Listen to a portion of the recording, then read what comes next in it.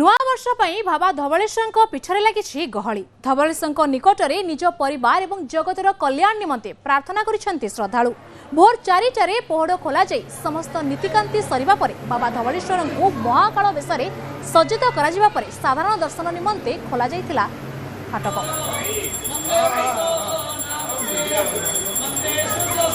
News 18 अगणित दर्शक मानक इंग्राजी नववर्षर अनेक अनेक शुभेच्छा सह अभिनंदन।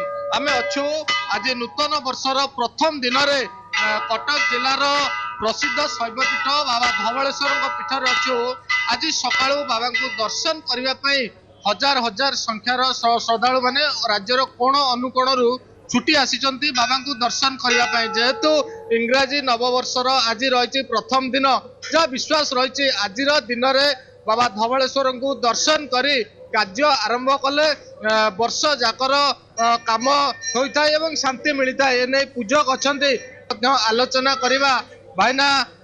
प्रथमे इंग्राजी नववर्षर शुभेच्छा और अभिनंदन। आज दिन में बाबा धवलेश्वर को हजार श्रद्धालु मैंने आसन दर्शन करने केम देखुंत। जय बाबा धवलेश्वर पूजक श्री कीर्तिकंठपति। आज हूँ इंग्राजी नववर्ष 2026 मसीहार प्रथम दिन शुभ गुरुवार। निश्चिंत बाबा धवलेश्वर आशीष ओडिशा कोण अनुकोण छुट्टी आसुँच बाबा धवलेश्वर पीठ को दर्शन निमंते। बाबा धवलेश्वर प्रत्युष से भोर 4 घटिका समय बाबा द्वार फिटा नीति आरंभ होता। 108 घर सुभाषित जल में बाबा को स्नान कर बाबा स्वल्प बेश कर श्रद्धालु भक्त मान दर्शन निमंते प्रवेश कर। जेहेतु आज इंग्राजी नववर्ष निश्चिंत बाबा धवलेश्वर पीठ चलचंचल कहीं बाबा धवलेश्वर पीठ को जो भक्त मैंने आज दिन में बाबा को दर्शन कर मानसिक व्रत रखी था। निश्चित बाबा धवलेश्वर मनस्कामना पूर्ण करते। बाबा धवलेश्वर होती अकर्म कर्मदायक कला वृषभ धल होकर नामकरण धवलेश्वर। आज बाबा स्वतंत्र से बड़ा सिंहार महाकाल बेश समग्र भारत ओडिशा वर्ष को दर्शन दौरान बाबा धवलेश्वर। निश्चिंत श्रद्धालु भक्त मैंने आसी धाड़ी बांधी शांति श्रृंखला सहित दर्शन कर बाबा बेश देखापी ओडिशा कोण कोण छुट्टी आबा शुभाशीर्वाद पाइबापी। जय धवलेश्वर। निहाती भाव में शुणुले पूजक सूचना दौले कि बाबा धवलेश्वर को आज स्वतंत्र भाव में बड़ शहर बा महाकाल बेश करा राज्यर कोण अनुकोण श्रद्धालु मैंने आसी बाबा धवलेश्वर को दर्शन कर।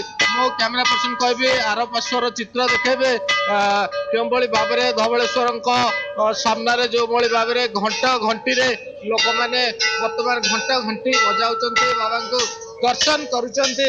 ये रही प्रसिद्ध शैवपीठ बाबा धवलेश्वर पीठर राज्यर कोण अनुकोण श्रद्धालु मैंने छुट्टी आसी। जड़े श्रद्धालु को पचारा भाई कहे कौटू आसते पीड़ानेसी दर्शन दर्शन बहुत भल दयार बहुत भल दर्शन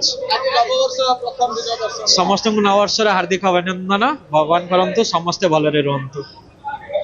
निहाती पक्षरे श्रद्धालु मैंने आसी बाबा धवलेश्वर को दर्शन करुचंती एवं जहाँ विश्वास रही नववर्षर प्रथम दिन में बाबा धवलेश्वर को दर्शन करी कार्य आरंभ कले वर्ष जाकर काम सफल होता है एवं कोटि जन्मर मध्य पुण्य मिलता है। ताकू पाथेय कर आज राज्यर कोण अनुकोण हजार हजार संख्यक श्रद्धालु मैंने छुट्टी आसी बाबा धवलेश्वर को दर्शन करने। कटक जिला आठगड़ू सुशांत साहू, न्यूज 18 ओडिया। नुआ वर्ष